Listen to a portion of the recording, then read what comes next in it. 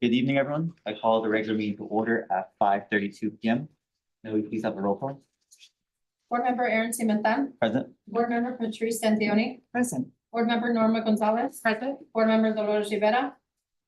Board Member Dina Flores. Present. Student Board Member Victoria Ceja. Superintendent Dr. Alejandro Alvarez. Here. Dr. Julie Harrison. Here. Susan Ibarra. Here. Tamika Lee Nolasco. Thank you. Thank you very much. Quorum is present.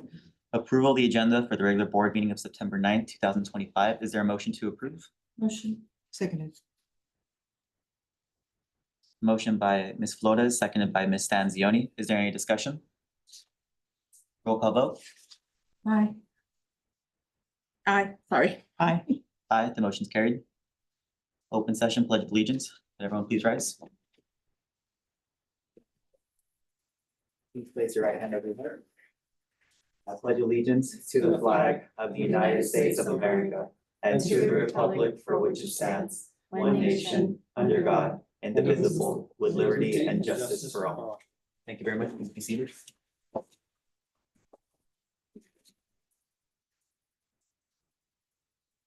Staff presentations and recognitions. Number one is 2024-2025 unaudited actuals. Dr. Alvarez. Thank you, Board President. I'd like to have our CBO, Ms. Ibarra, come up and present to the board our 2024-25 unaudited actuals. As a reminder, this is a yearly process where the books have officially closed. This is the unaudited actuals, which will be followed later on with the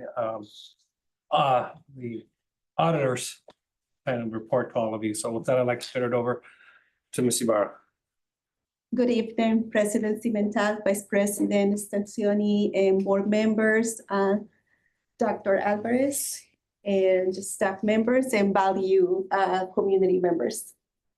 Tonight, I have the pleasure to present the 2024-2025 unaudited actuals. As Dr. Alvarez mentioned, this is the culmination of the fiscal year 24-25.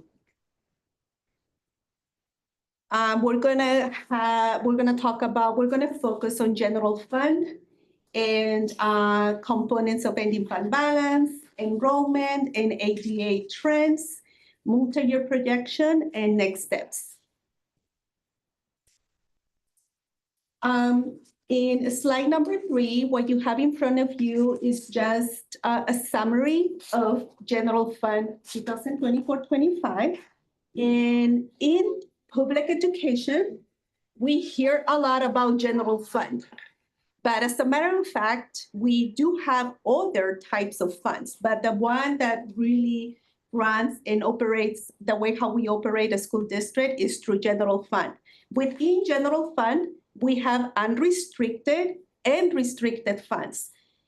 What is important to understand about the difference unrestricted and restricted is that unrestricted means the way how you can see it is that they're flexible.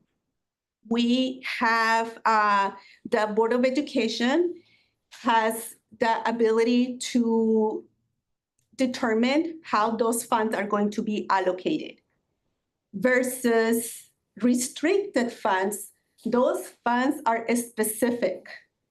We apply for those funds. They can be federal funding, even local, state funding, but they come with strings attached.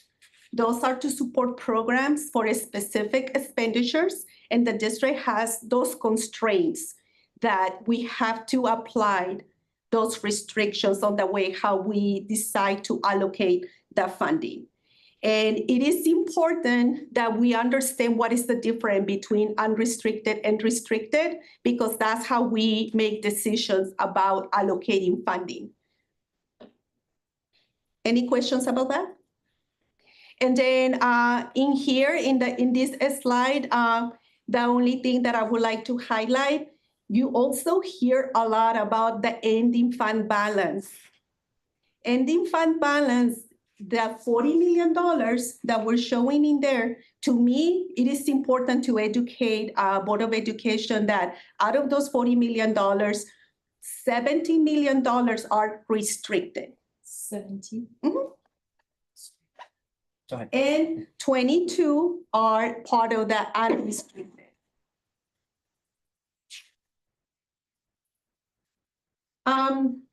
It is important also to understand when school districts talk about the ending fund balance, we do hear the big number, $40 million or whatever the number it is. But that ending fund balance also has some components, is itemized in certain ways. We, as a school district, we have a revolving cash for $25,000.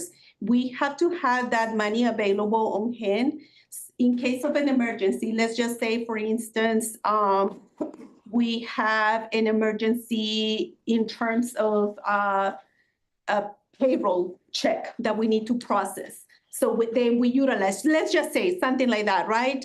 So then we are able to write the check and to the payee, and then the district has the authority to go ahead and take care of that expenditure. Or let's just say maybe we have an emergency, a repair, and we need to process payment to the vendor, and the vendor doesn't take credit card, or the vendor cannot wait for LACO. As we all know, Los Angeles County Office of Education, that's the institution that issues the checks. We don't cut our own checks here. So there is a process, and it does take a number of days for us to receive those checks from LACO.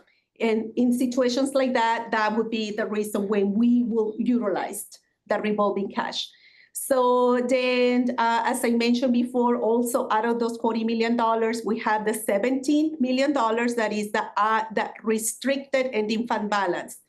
We also, as a public institution, K-12 institution, we also require to have a 3 reserve set aside for economic uncertainties. So out of the $40 million, close to $2 million, we are required to set aside. In addition to that, just as a quick reminder, the Board of Education approved, we have a board policy that we also set aside an additional 7%. And then we know that school districts might have litigations, and the district as well set aside $2.5 million for litigations. We also have some obligations. And as of 24-25, those obligations add up to $1.3 million. And then the balance, $12.3 million, that it is that we do also have a resolution, if the Board of Education recalls, back in the month of June, there was a resolution where we approved that committed fund balance. And what that is for, it is for any expenditure, any uncertainty that we know that we are in declining enrollment. And we know that we have a deficit spending. The budget is not balanced yet. We're working on it. So those $12.3 million is to address. And in case of an emergency, the school district has that funding available in case. Worst case scenario, let's just say the state decides to defer our revenue. So we have cash available on hand so that we can operate and take care of payroll and the expenditures for 2 months. That really covers the district to have that additional, those additional funds in case of something like that. This is just something for the Board of Education to get an idea of how the revenue is generated. And just a quick reminder, Bassett Unified School District is very dependent on attendance and LCFF funding, the local control funding formula. We can see that more than 73% that comes of our revenue is coming from our LCFF control formula. And in here, again, just a visual so that we get a sense of the revenue. And then in terms of expenditures, just another visual for Board of Education. And I would like to just $59 million in revenues, and then expenditure $65 million.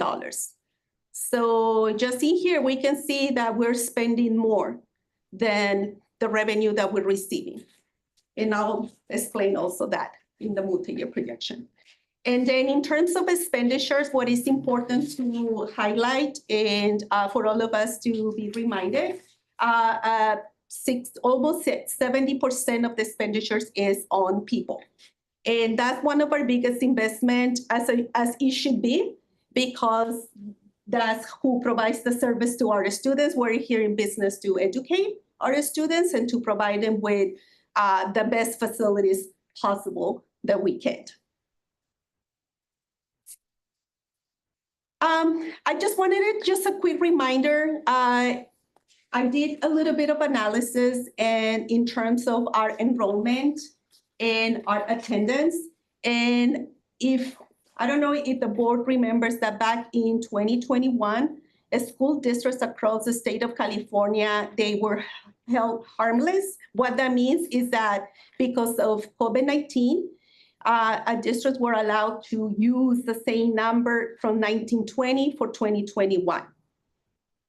What is inside that red box, the reason why I did that is because I would like you to just know that in 2020-21, districts were not required to file P2 attendance, again, because we will hurt harmless. So we received funding at 99.43%. That was the ADA rate. We know that that's almost impossible because you have to be like perfect attendance to reach 100.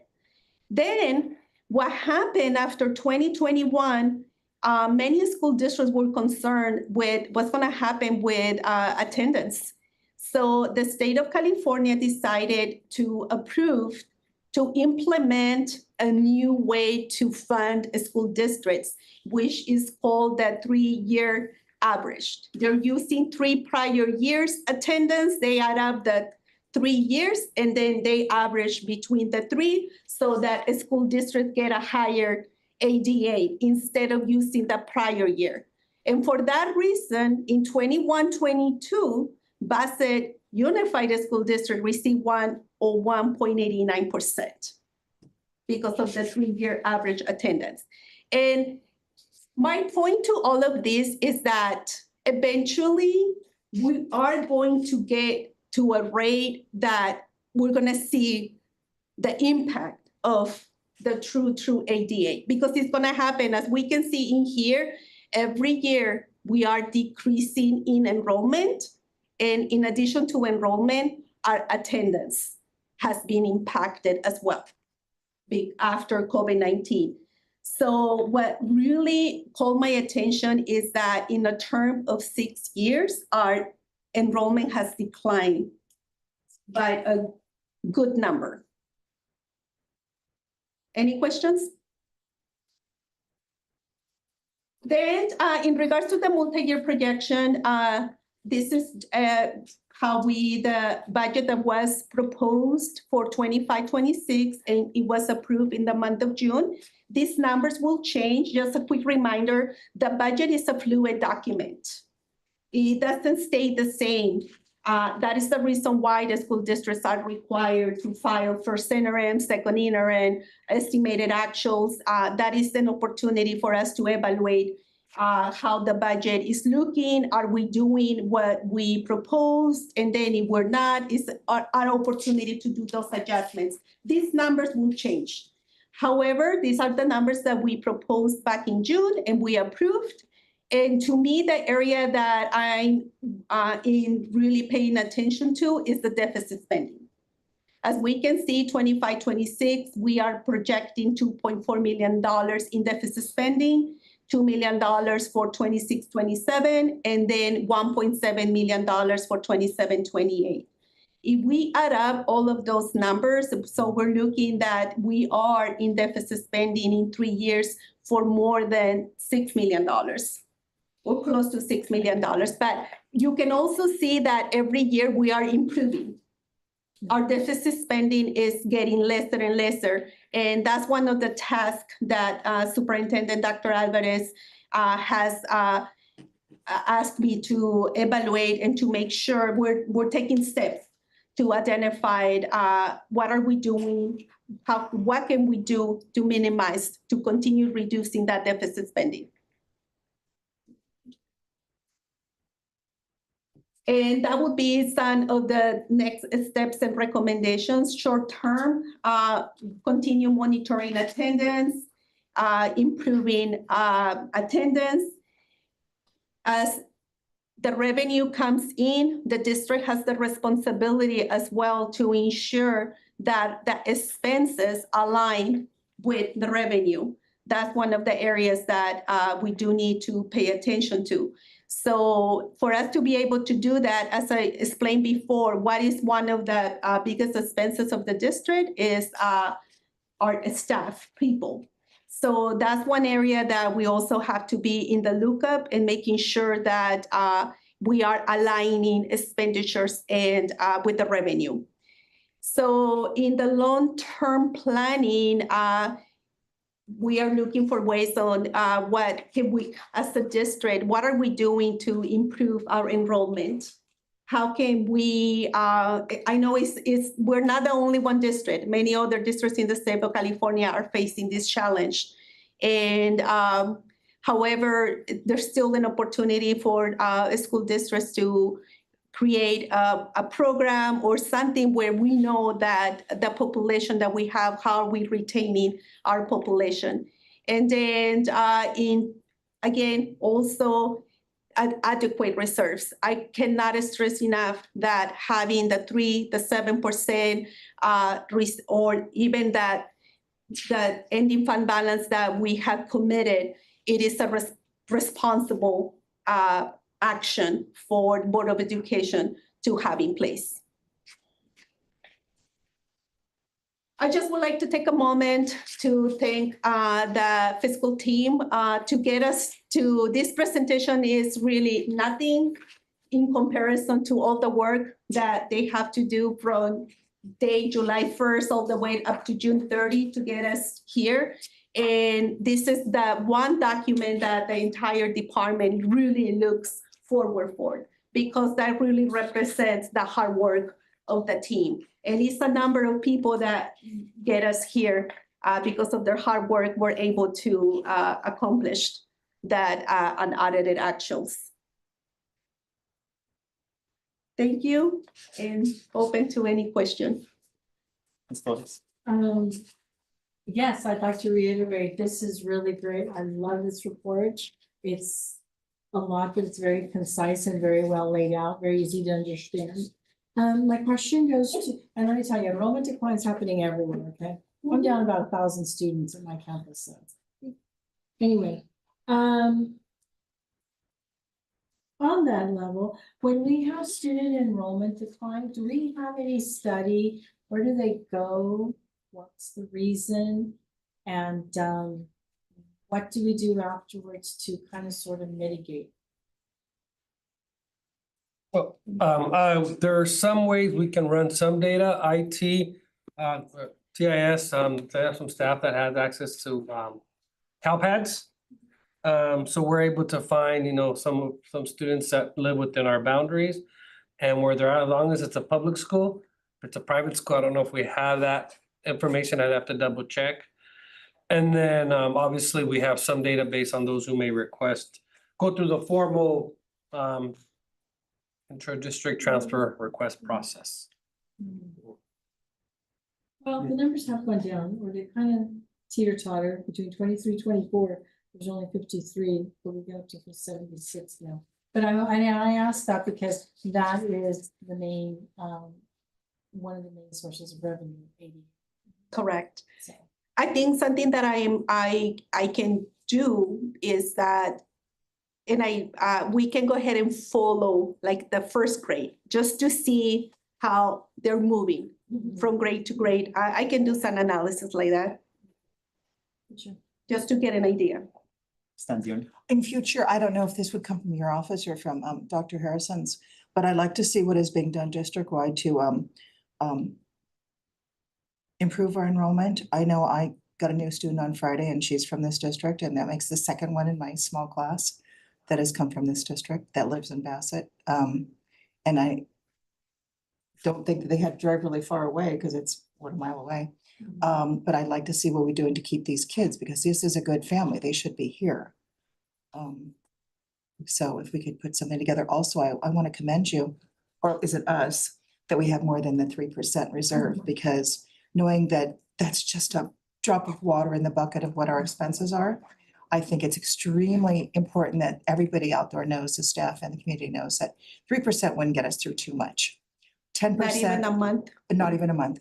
10% would probably make it, and that's a lot healthier than a lot of other districts, and that should be known publicly. Thank you. Ms. Gonzalez. I agree with, Board Member Stanzioni. We, definitely need to, look into that.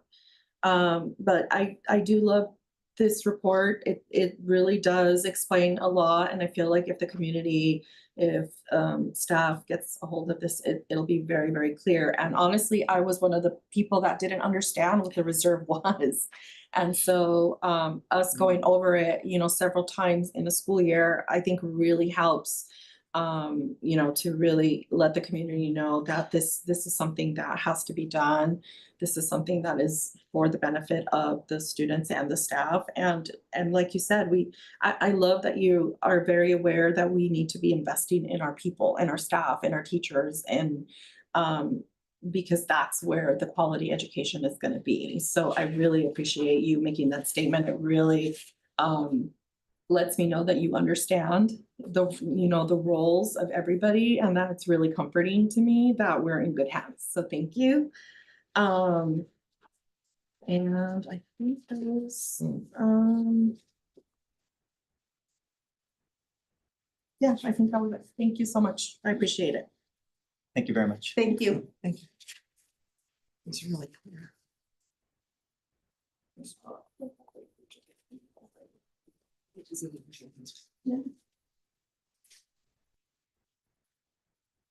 Student board member comments. We are sad not joined today by our student. Oh, You have here. their comment? I knew somebody would. Would you like? I'll read them. Okay, Dr. Alvarez. We apologize, both our student board members are in the middle of a volleyball match today, so they're unable to attend. So I went ahead and go and read for each school site. At Van Wig Elementary, good evening. Van Wig has had an exciting first few weeks of school. Teachers have been making connections and doing some fun learning activities to get to know their students. We are beginning our iReady diagnostic testing, and teachers are collaborating and planning for rigorous, engaging instruction. Our back to school night was a success with so many families attending. Our attendance is great, and our Van Wyck scholars are excited to come to school and learn. We are proud of the amazing work and great things happening at Van Wyck. Go Wildcats. At Edgewood Academy, PBIS kickoff. We had a wonderful start to the school year with our PBIS kickoff celebration. Every student enjoyed popsicles as we reviewed our school-wide expectations and reinforced what it means to be a knight. It was a fun and positive way to set the tone for the year. Back to school night on Thursday brought families, staff, and students together to kick off the year in excitement and shared purpose. Attendance Awareness Month Challenge. We've launched an exciting attendance challenge during the month of September to encourage all students to be present every day. Our goal is 100% perfect attendance. If we reach one school day with all students present on time and all day, one lucky student will get the chance to pie the principal in the face at our next school-wide assembly. We can't wait to celebrate strong attendance with our students. Commitment to writing. We started off this year excited about our school-wide commitment to writing. Every grade level has begun incorporating thinking maps to help students organize their ideas, strengthen comprehension, and communicate with confidence. By the way, by the end of week 2, all students had the opportunity to take their ideas from the map and produce a writing sample. These were shared among all teachers at Edgewood. Start with Hello Week. ASB is working diligently to organize our staff with Hello Week to promote inclusion and acceptance. This is an annual week of awareness created by the Sandy Hook Promise. More details of activities and events will be shared at the next board meeting. Sunkist Elementary. We are excited to share that Sunkist Elementary has had a fantastic start to the school year. Our campus is full of energy, and we are proud to report an outstanding 97% daily attendance rate, a strong reflection of our students' eagerness to learn and our family's commitment to education. We kicked off the year with a very successful back-to-school night, where families had an opportunity to connect with staff, learn about classroom expectations, and build a strong homeschool partnership from the very beginning. Soon after, we held our first official No Excuses University Assembly, which was filled with celebrations and positive energy. We recognized students for their efforts, highlighted classroom achievements, and reinforced our collective belief in college and career readiness for all. Our recent coffee with the principal was also well attended by both new and returning families, with a great opportunity to build community, share school updates, and discuss our daily goals. Don Julian Elementary, celebrating student success. Student of the Month Awards Elementary will be held Friday, September 12th at 8:30 a.m. Middle school recognitions will follow later this month, highlighting academic achievements and citizenship. EL Parent Information Night is scheduled for Thursday, September 11th at 5 p.m. iReady diagnostic testing has begun across K-8. Results will help us to get grade level and school-wide academic goals. Teachers are engaging in PLC meetings focused on using data to guide instruction. Positive behavior intervention and supports, PBIS, structures continue to be implemented. Weekly recognitions of students' Lion Pride tickets are reinforcing expectations. Attendance incentives are underway. Families are being reminded of the importance of every day counts. New staff members, we are proud to welcome Chantelli Salcido, 3rd grade, Vidal Capetillo, physical education, Abraham Ortega, middle school RSP, Denise Ariano, music, Silvia Tarico, elementary RSP. At Don Julian, we continue to emphasize our motto, pride in progress, lines locked in. We are excited for the growth and achievement that this school year will bring. Greetings from Torch Middle School. Back to school night. We had an amazing start to the school year with a very successful back to school night that was extremely well attended. Families were provided with schedules that gave them the opportunity to visit each of their children's core and elective classes. This was a wonderful chance for parents to get a snapshot of the full school day and to make meaningful connections with the teachers and support staff.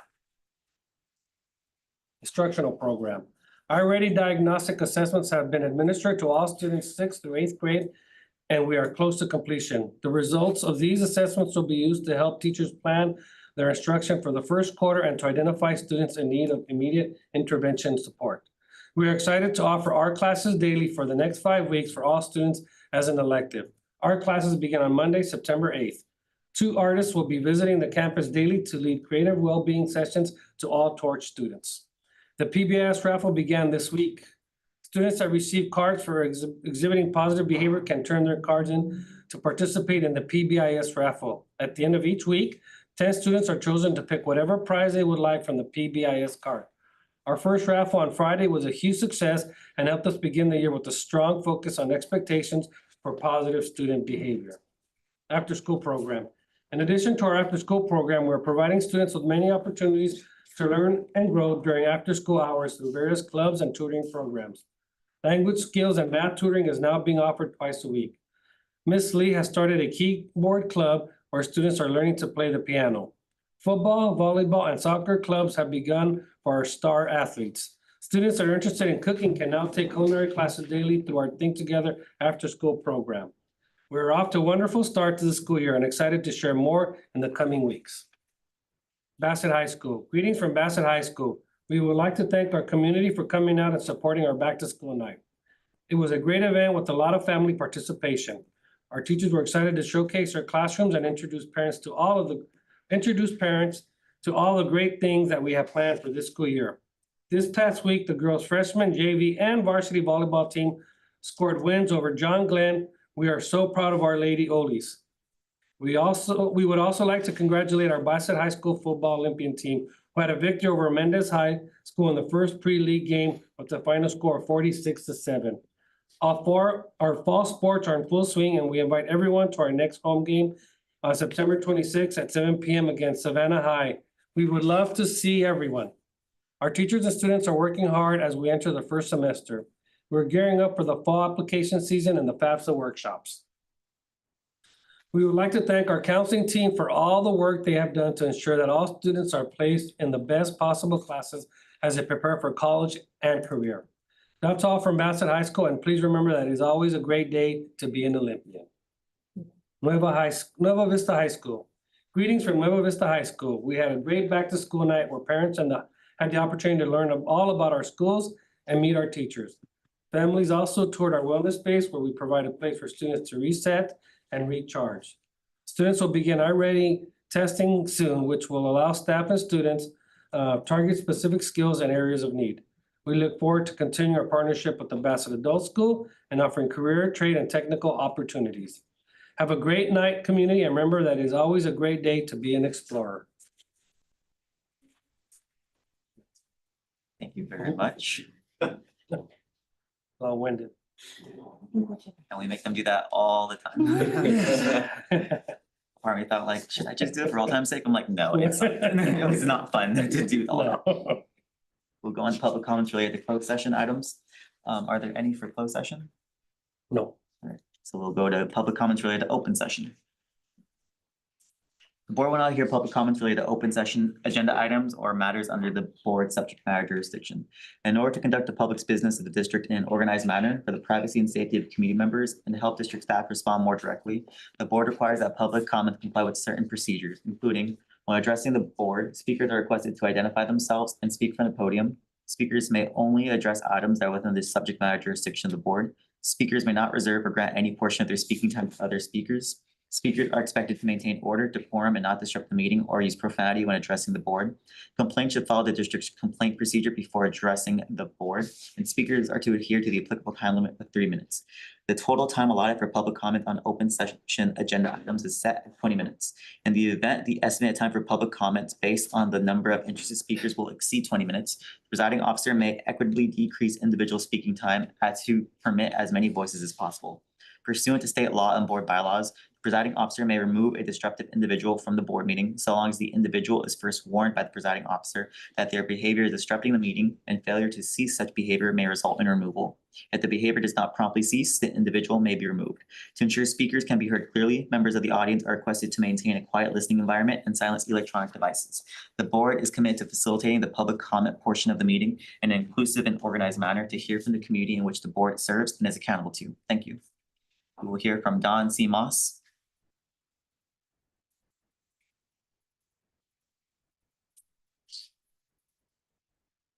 Whenever you're ready. Thank you, Mr. President. Members of the board, Dr. Alvarez, senior staff. My name is Don C. Moss. I'm a longtime voter and community advocate who has actually owned property within the district for more than 35 years. I wish to share my concerns regarding the CSEA appointee to Personnel Commissioner. And I, in advance of my commentary, shared the photo of the Greek goddess, normally identified as a Lady Justice, the blind person that weighs the facts without personality involved. I'm speaking about Mr. Samuel West Brown, AKA Samuel Vasquez. He is not qualified to sit on the Bassett Unified School District Personnel Commission. Mr. Brown has shown the community no moral or ethical foundation to qualify himself to sit in judgment of others. Mr. Brown has proven beyond a doubt that he is nothing but a charlatan who lies his way into a position and then tells multiple lies to support the initial lie. Mr. Brown's clear intention since drifting into our community is to destabilize the Bassett Unified School District and the Hacienda La Puente Unified School District. Such activities have only negative consequences for those whose welfare depends on the districts. That is, the students, the employees, and the community at large. CSEA has thousands of qualified, longtime residents of the Bassett Unified School District to choose from. Submitting the name of a fast-talking drifter such as Samuel Brown indicates that Chapter 26 is in dire need of mature adult guidance to assure the good of their bargaining unit. The board must act as the district's fiduciary, not as Samuel Brown's minions. Vote a resounding no on Samuel West Brown for CSEA representative on the Personnel Commission. Focus on cleaning up the mess that Mr. Brown has created. Thank you for your attention to this issue.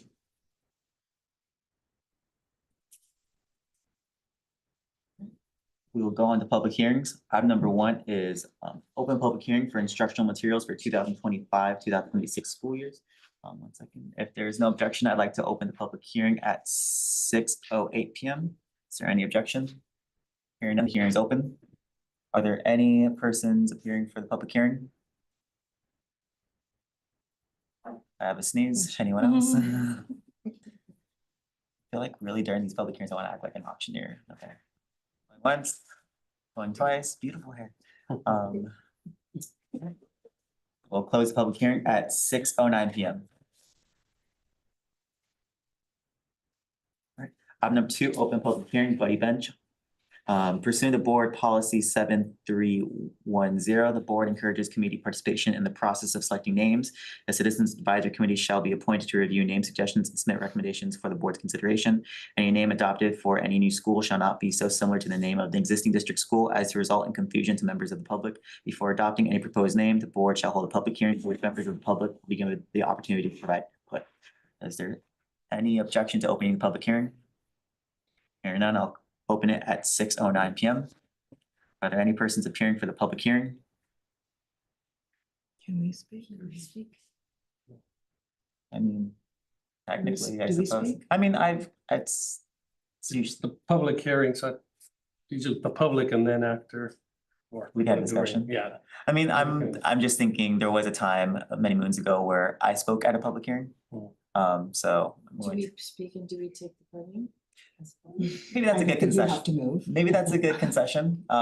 If a person would like to speak and they're on the board, specifically for the public hearing, not for when we deliberate on the item, then maybe we should. Do you want us to wait until we deliberate on it? Well, it's up to you. I mean, we will have the We opportunity to, could wait till we deliberate. okay, We're voting on this today, right? yes. Okay. Yes. So I'll wait till we deliberate. Okay. Point of information. Point of information. This board policy, Yes. this is when selecting any new school name. That's just an extract of the existing board policy. So the entirety of it, it still seems like a hearing would be applicable. I'm not asking about that. How is that applicable to a bench? When we're talking about a school. any The new full school. board policy makes reference to a monument. Okay, thank you. Absolutely. That's sufficient for your point of information? Yes. Anyone else? Okay. I will close the public hearing at 6:11 p.m. Thank you very much. Superintendent comments, Dr. Alvarez? Catching my breath still. Just a couple of things, had an opportunity to attend most of the back to school nights out of the last 2 weeks. It was great to see staff, the classrooms ready, the families coming out, the students interacting with them. It was just great to see everyone back. Attended a couple of coffee with the principals at Torch, Edgewood. And then last week, Wednesday, the district had its first district-wide PD for our TK through 8th grade teachers over at Torch Middle School. One of the main areas of focus that the district is working on this year is writing. So we're going through the process of identifying, what's working, what's not, to ultimately look at one program that's for the district to use district-wide, but we're kind of going through our process. So that's one of the areas of focus for this school year. For those staff, I'll come back to that. Just, we have announced the date for the first Parent Academy. If you haven't gotten the notice, October 11th. We put that aside. October 11th will be our first Parent Academy for this school year. For those of you at the high school that interact or go into the gym, you'll see that the air duct is almost done being installed. So just as an FYI, so you know, the process is they're going to try to take care of everything in the gym so they can continue to use the gym. And then they'll focus on everything outside the gym with the mechanical equipment and everything else. So that's why they've been focusing on the inside as of right now. I'll leave someone, I'm sure someone wants to talk about the football team, so I'll leave that. Other than they do play this Friday, our Bassett High School team will be playing our varsity, Rosemead High School. And just one note, I'm sure most of you have heard, I'm very disappointed to hear on this recent Supreme Court ruling regarding ICE's ability to question anyone for whatever reason, based on color, language you're speaking. I think that unless you feel those certain descriptors, you'll never know what it feels like to be personally attacked just because of the way you look or the language you speak. And so very disappointing. We do have a workshop or training set up, I think Friday, through our student services department, training for our staff, just to get caught up on what this new law or court ruling means and what we can do as a district and staff as a result of that. So that is coming, but it is very disappointing. And to be honest, anyone with a certain complexion and language is now a target, which is very unfortunate. So, thank you. Thank you very much. Board member comments, Ms. Vina Flores. Okay, so today we're gonna talk about Edgewood. Okay, so Edgewood Intermediate opened its doors in 1957. Again, I encourage you all, if you don't know the history of Bassett, it's on our website, very interesting. Roland Workman, and I guess how it all came to be. Okay, so Edgewood opened as an intermediate school. I couldn't find when it became a K-8. So it said 1980, which I think is too far. It's too far back. Too far back. Yeah. So. We were involved there. because, Yeah, my nephew went to, when he was intermediate, so. But yes, that football game was a nail biter. Susan missed it. Norm and I watched it. I started out on the field. I ended up near the announcements. They battled that out on the field and finished with a hard-fought tie against La Quinta. La Quinta was the team that went to CIF last year. So it kept our undefeated streak alive. It was really great. It's so energizing to see the chemistry that the players have with each other, with the coaches. It's such a big difference. So I'm really glad for all the hard work that the coaching staff is doing. So a huge shout out for the team for their resilience and never give up attitude. Let's keep the momentum going there. Okay, so we won't talk about my 49ers. We're incredibly proud of our volleyball team. Their hard work and determination. They had a tournament this last weekend. Yeah, because they were in tournament on Friday and they were gonna have a tournament Saturday. So they played with heart and represented our school with pride and showed true sportsmanship throughout every match. This experience has made them stronger and we're excited to see what the rest of the season brings. Congratulations, Lady Olis. My apologies to our campus teams. I was not able to attend the back to school events due to scheduling. They seem to conflict with a lot of our university events and things. However, I did attend coffee with the principal. I did that with the morning things. And I met the new campus liaison, Maria Chavarria.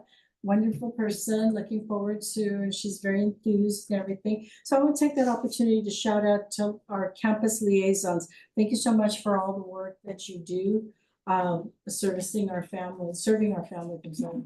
I am following the AC in the gymnasium project very closely and really like the progress the company's making. So made a promise to Miss Victoria that they would have AC. Probably it's not going to be this season though. The sports field projects is moving along. I'm looking forward to the completion of the project as it will serve both our students and our communities. So excited for the community to see that they'll have walking space. And I'm very excited about the Parent Academy coming up October 11th. Outside of that, I think that's about it. So pretty good. Thank you, Bassett. Thank you very much. Board Clerk Gonzalez. Good evening, community, students and parents. I want to start off by saying attendance is crucial, community. Parents, guardians, attendance is where education starts. Familias, la educación de la escuela empieza con asistencia a la escuela todos los días. I attended the open houses for Nueva Vista and the high school. At Nueva Vista, I was very impressed by the staff there. They were very energetic and ready to teach. I just was really blown away by their enthusiasm and their presentations. And then I quickly followed the superintendent over to Bassett for the 5:30 beginning of their back to school night. I once again was blown away by all of the programs and supports that our high school students receive, not only just from the staff at the high school, but also by our after school program.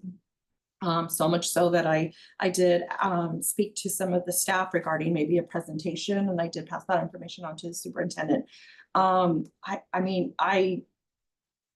all know, the great things that Think Together does at the elementaries, and I really was not aware at everything that they do at the high school for our high school students. I mean, the support is immense, and I would welcome a presentation from them, as far as like, yes, we are in the elementaries and the middle schools, providing services to the students there, but the amount of university support, FAFSA support, after school program support, I mean, it was just endless, and I was just really, really blown away. So I would really love the community and parents to really, come together and take a listen as to what is available for their students. Even if, there's someone at home, just having your students join some of those programs is just so beneficial. Our students today don't have that second place other than home, and so I feel like building community at their schools really will help with attendance. So community, parents, families, guardians, give Bassett a chance. What we have to offer is just unbelievable, and we definitely support our students from K until they leave our campus, or before K, right? I also attended the football game on Friday with board member Flores, and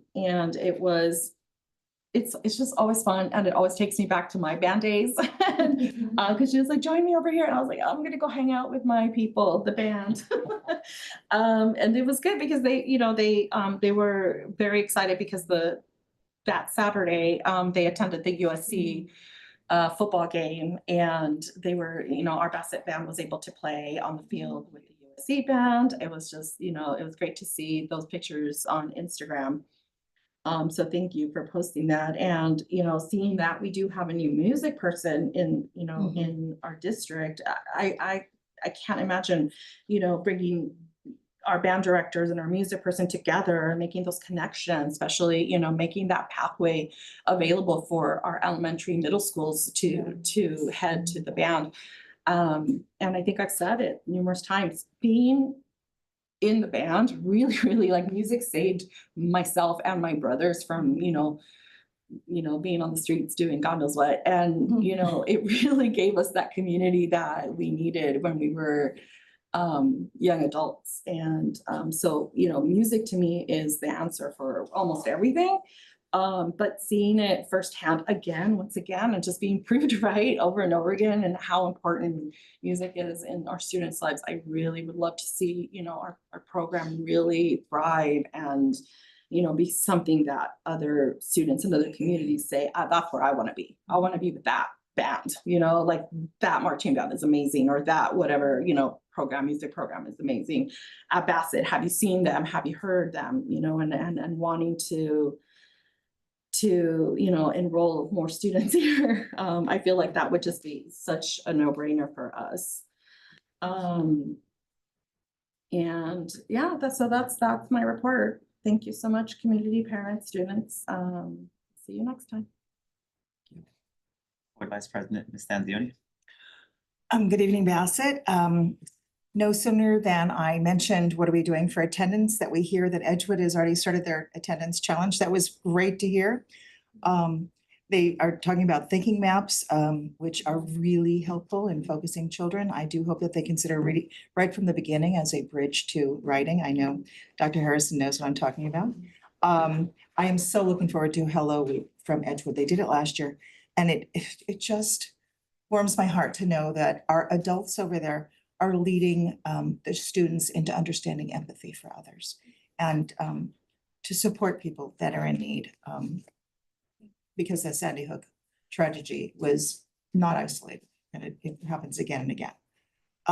So glad to hear that Sunkist Elementary mentioned college and career ready, allowing for vocational ed, because we know that that's so important. And hearing about music and aligning those music people together is going to be exciting. And that could be one of our flagship programs, because we know the high school band has always been a stellar band.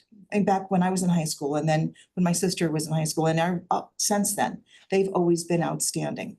From Mr. G currently, Mr. Tveit, just before him, amazing leaders in music. Something was said about school. School is home for many of our students. We feed them sometimes 3 times a day if they stay for the after-school program. We fix their boo-boos. We clothe them if necessary through our liaisons. And we provide a safe place. And I hope parents realize that we are always here for their children. That's what we do. And when all that is okay, then we can teach. But it's so very important that people know we're in this together. One great thing happened a couple days ago. A Marine in his dress uniform came and knocked at the door, a Bassett graduate. And I was ever so proud of him. He's going back, I guess, today or tomorrow, but just to know that uniform showed up. I said, wear it to the game. Just wear your uniform to the game. Yeah, I think you did. Yeah, thanks me. Because he wasn't going to. So very, very proud of him. And there's another one that's following up with him. But this is a bittersweet day for me. We lost an educator and a football coach locally. In fact, Ms. Flores' junior and senior year, he was the head football coach. He passed this weekend and leaves so many great memories and wonderful leaders in education locally in his loss. And also it's the anniversary today of my mother's passing, who was a longtime employee at Van Wig. So yeah, it's been a day. But remember, everybody out there, just tell the truth, do your job, and be kind. And it'd be a better place. Thank you. Thank you very much.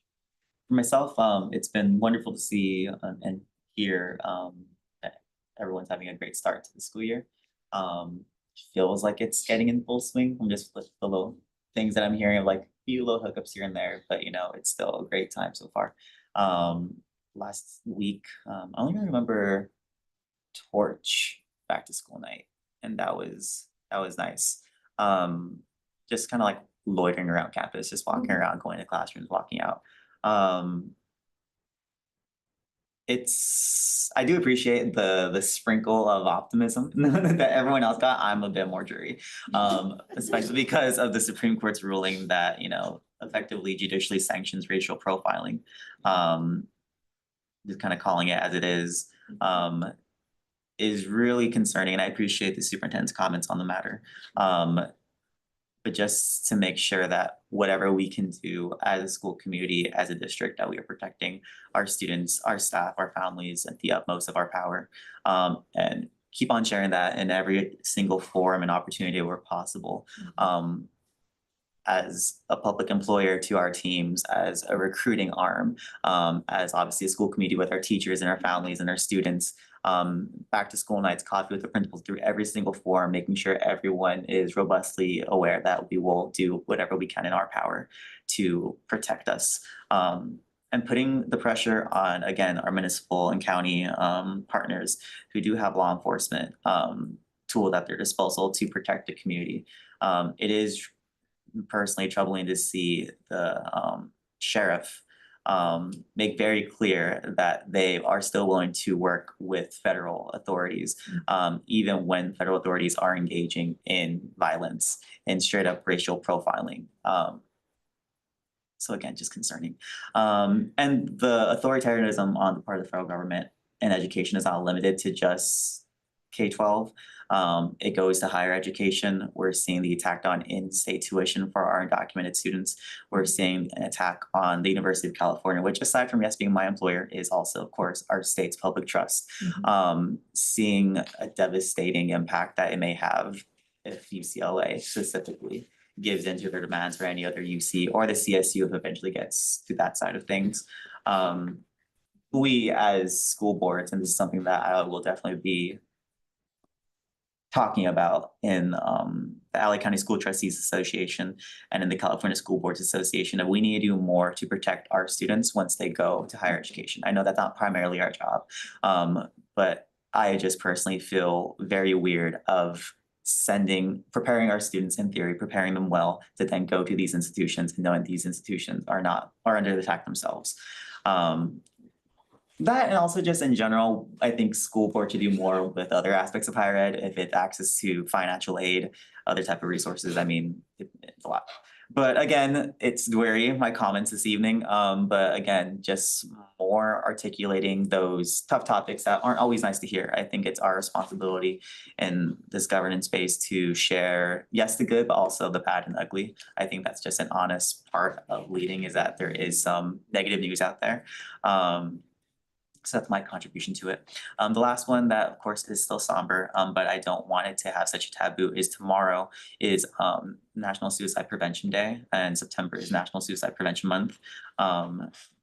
It is an uncomfortable topic, especially knowing how many people in my life from this community who also happen to be from the LGBTQ community who have, no longer with us because of suicide and other acts of self-destruction. So taking the opportunity to at least acknowledge this month and pay tribute to those who aren't unfortunately with us anymore, but doing whatever we can to support our students, our staff, because it's not just the students, it can happen to staff, to anyone, to making sure that we're providing all the resources we can mentally, being there for each other in our darkest hours and knowing that someone is there to listen. With that, I also want to just pivot. Those are it for my comments, but I think we all just trying to build some more camaraderie. I think there's also some fun kind of quirkiness with we're always starting at the end and working our way forward. So I had a list of different options that we could do to spice some things up of how we start. We currently go through order of precedence backwards. Maybe sometimes we could go forward. Maybe we could do by last names, either or alphabetical last names or first names, see how that starts. Order of board seniority, where maybe the Lotus starts first, or maybe backwards seniority, where Norma starts first. So that will be something potentially we could do, just so it's not always the end seat starting first. But I'll make that a cute little either spin the wheel or roll a dice, and we'll have a little fun, because why not? Let us have that fun. So that's it. You're president, you can do it. Yeah, It's good. well, I'm just whatever. Can I but that's add it. something to what you said, maybe? Yes. At my school district, we have to watch all the mandated reporter videos, but one of them is suicide prevention and suicide awareness and prevention. And I think that and I've talked to Dr. Alvarez about this, if we could possibly look into adding that to maybe a mandatory view by our staff, because it is so rich in resources and awareness, and what you do after and what you do before and what you should do if you suspect. And it's so easy to understand, and it's held by Keenan and Associates as well. So perhaps it could be added. I think it's important. We'll discuss it. Yeah, Yes. thank you.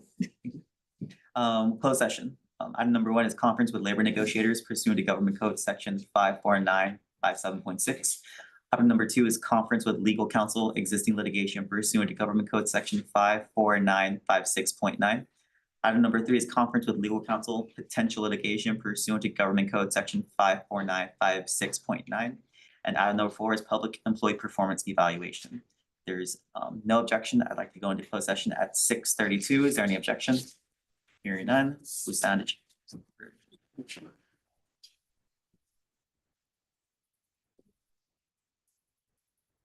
I'm just gonna read off my phone just again. I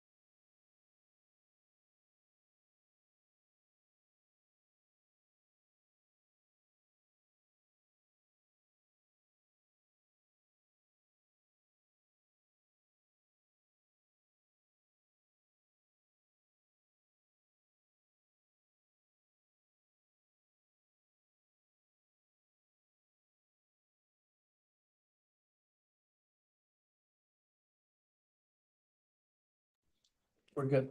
Thank you very much. I think it gets like a 2-minute delay, or not 2 minutes.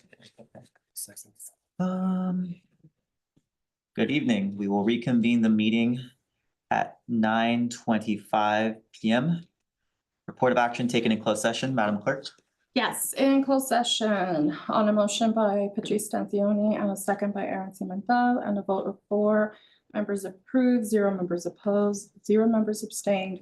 The governing board took action to approve claim number 24654990001 and 482502K to HBS-001 in the amount of $80,000 via stipulated award, includes the Medicare set aside for future medical care.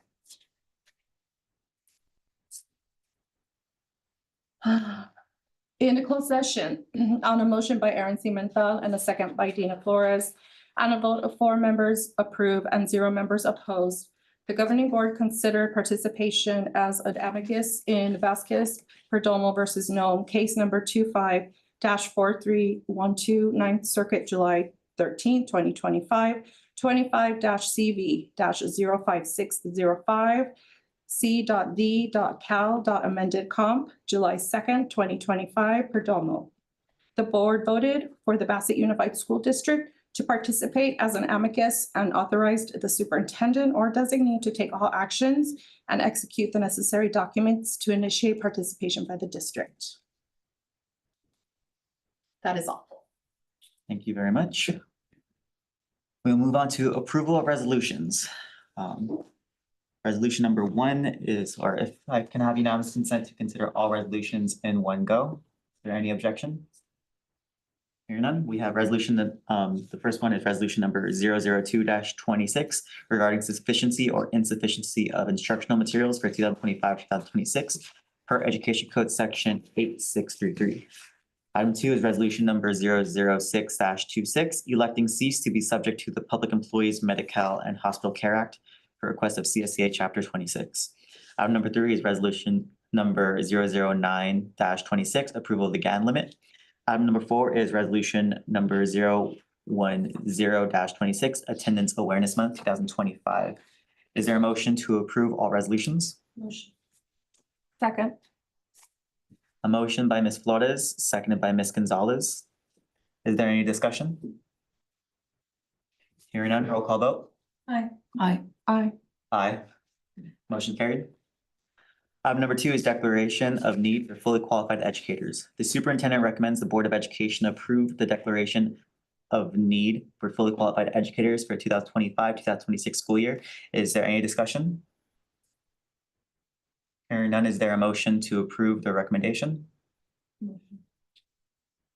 Second. Motion by Ms. Flores, seconded by Ms. Gonzalez. Any discussion on the motion? Roll call vote. Aye. Aye. Aye. Aye, the motion is carried. Item number 3, first reading, Board Policy 7310, naming of facility. The superintendent recommends the Board of Education approve the first reading, waive the second reading, and approve amendments to Board Policy 7310, naming of facility. Is there any discussion? Is there a motion to accept the recommendation? I make a motion. Seconded. Motion by Ms. Gonzalez, seconded by Ms. Stanzioni. Is there any discussion on the motion? Can we just get clarification? Sure. Ms. Gonzalez? No, I'm asking for the drafter to provide just like a quick synopsis of the. Oh, yeah, of course. I'm happy. That's okay. I'm the author of the amendment. So based off the very unfortunate constraints of existing board policy, we have to I would say improperly follow, we have to follow our rules, but unfortunately, the situation where we get donations, and particularly in the Buddy Punch, we have to subject that to an advisory committee, et cetera. So my amendments would, 1, change it from a citizens advisory committee to just a community advisory committee. And anytime there's a donation, we would not have to go through that. The amendment would confirm that for absolutely everything.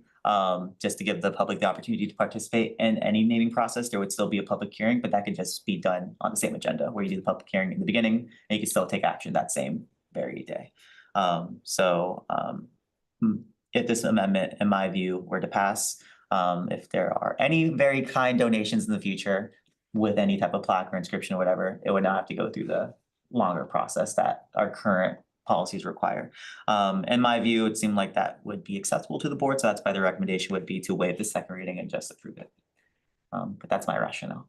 Thank you. You need a motion to, No, the Waive the motion, second reading? you've already seconded.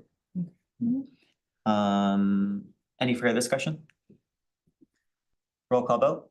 Aye. Aye, the motion carries. Item number 4, Sunkist PTA donation and memorial item, Buddy Bench named after PTA member. The superintendent recommends the Board of Education consider approving a donation from Sunkist PTA of a Buddy Bench in honor of PTA member. Is there any discussion on this item? Is there, discussion or motion? Discussion. Discussion, go ahead. Okay, so what this is Betty Brodkin, retired from the PTA. She's still around. She's like an abundance of knowledge for the PTA. She's done it for, I want to say like 50 years. So she decided to retire. She's done a lot for Sunkist. This lady would drive all the way from, I don't know, it was Rancho all the way to Pasadena, went to all the trainings and everything. Was very much in support of students and really embodied what PTA was. So the bench is kind of, it's a buddy bench. And I thought that this is a great idea because right now when kids need sometimes to have that buddy sitting next to them, you know, it was just a really nice, I thought this was really nice for Sunkist to put this out. So just to give you all a little information on what that's all about. Any further discussion? I'd agree. Thank you for adding the clarity there, but I think I mentioned at last meeting as well. I think the whole concept of sitting down whenever you're open to making new friendship, I think that's a great idea. So I'm incredibly thankful for Sunkist PTA for their generosity here. Is there a motion to accept the recommendation? Motion. Is there a second? Second. Motion by Ms. Flores, seconded by Ms. Gonzalez. Any discussion on the motion? Roll call vote. Aye. aye, Aye. Motion carried. Item number 5, CSEA appointee to the Personnel Commissioner recommendation. The superintendent recommends the Board of Education confirm CSEA's nomination to reappoint Samuel Brown as a CSEA appointee to the Personnel Commission. Is there any discussion? Ms. Flores? So I would like to say that I am very disappointed and I'm saddened by this nomination. However, our hands are tied as legally we're bound to honor CSEA's nomination. So when I am voting to honor CSEA's nomination, which is what legally we are required to do. I do not believe this person reflects the merit system. So that's that.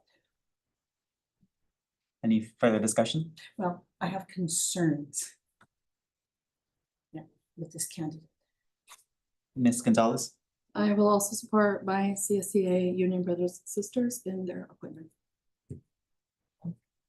Ms. I Sanzio? will concur with that as a union leader. I will fully support my union brothers and sisters in their decision. And that we shall, and we are bound by that. Contributing myself since we're all talking. I would agree in the assessment that we do have a ministerial duty to sanction what is the decision of CSEA.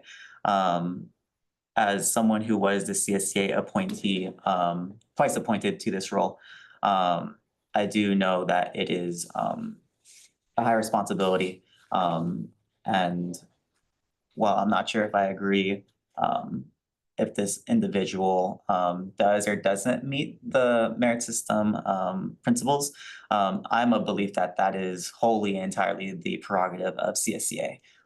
This board has its prerogative to make its appointee. The two appointees have their prerogative to make their joint appointment, and CSEA has the prerogative to make theirs.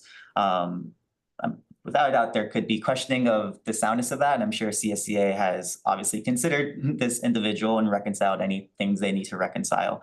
But I would just, make it very clear that this is not the board's decision. If there's anyone out there who has concerns, I know we had a member of the public comment on Mr. Brown, but those concerns should be directed to CSCA, who, again, I'm presuming considered that. But at the end of the day, as my colleague said, this vote is to, in my view, sanction CSCA's decision. So those are my comments there. Any further discussion? Is there a motion to accept the nomination?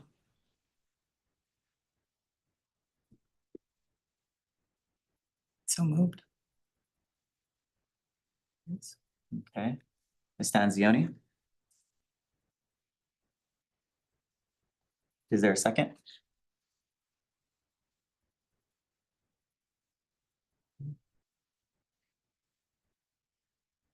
There's no second. Oh, the sorry. oh, Yes, sorry. I'm so sorry. Yes, second. You second? Yes. Okay.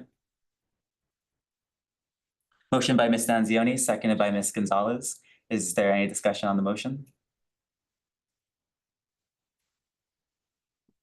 Roll call vote.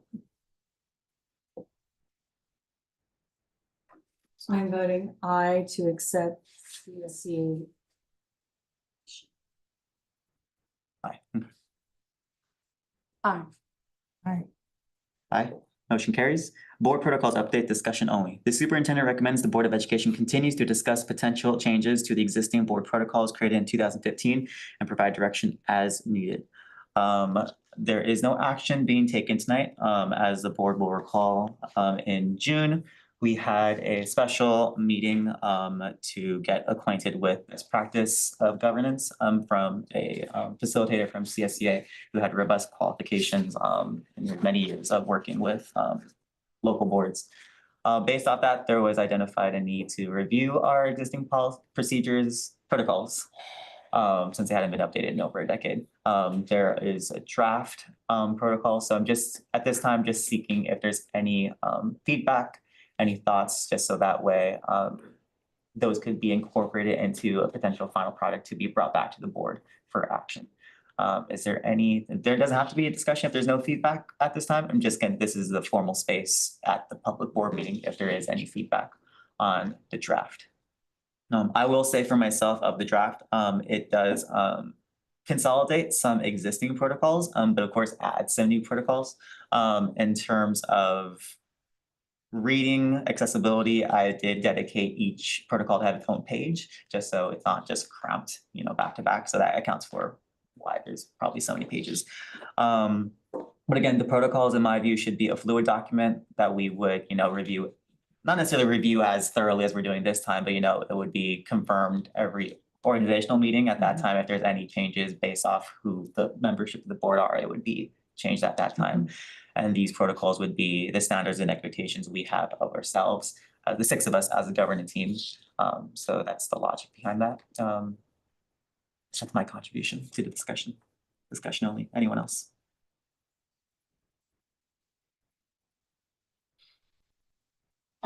Not at this time. I haven't fully matched them all. That's understandable. So, yeah.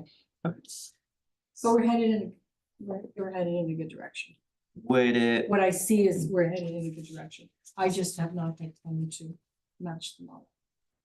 would it be advisable in terms of agendizing this for action? When should that happen? Would we want another meeting to have it on the agenda for discussion only, or does it have to be on next board meetings discussion only, but it could be on a following one for action? When would we want to take action on this? What month? What are we feeling?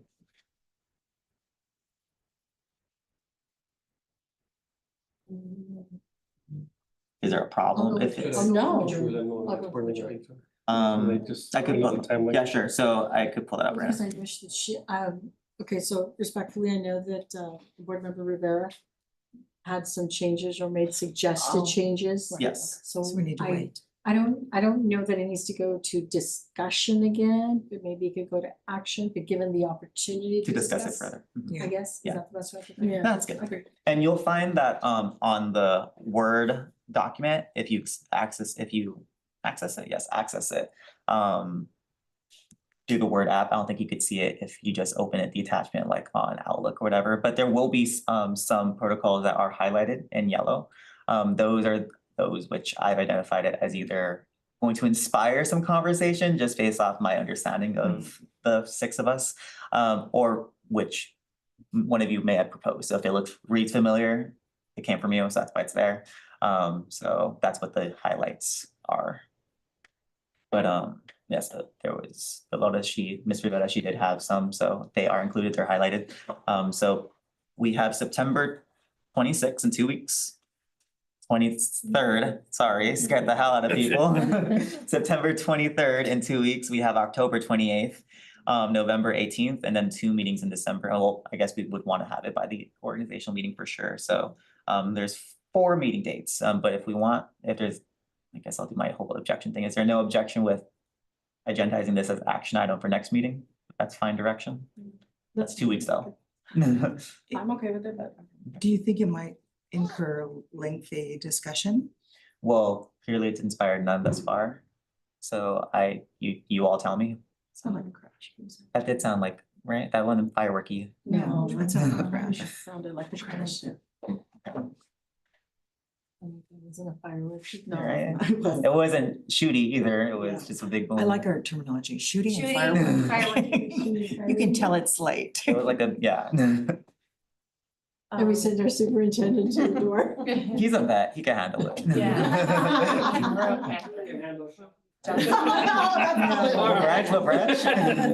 can take a shot. We're good. From the halls of. Oh, I love that song. Okay, so we'll put it next meeting then for action, and if there's discussion, cool. If not, then whatever. So cool. Consent calendar. All matters listed under consent calendar are considered by the board to be items that will be enacted by the board in one motion. There will be no discussion of these items prior to the time the board votes on the motion unless members of the board, staff, or public request specific items to be discussed and or removed from the consent calendar. I apologize, I thought of something ridiculous. Is there any matters under consent that anyone would like removed? Hearing none, is there a motion to approve the consent calendar as scheduled? Motion. Second. A motion by Ms. Flores, seconded by Ms. Gonzalez. Any discussion on the motion? Roll call vote. Aye. Aye. Aye, motion carries. Adjournment. Next regular board meeting will be held on September 23rd, 2025. Adjourn regular board meeting of September 9th, 2025. Is there a motion? Is So moved. there a second? Second. Motion by Ms. Stanzioni, seconded by Ms. Gonzalez. Any discussion? Roll call vote. Aye. Aye. Aye, we stand adjourned at 9:43 PM. Good night, Bassett. Good night, Beth.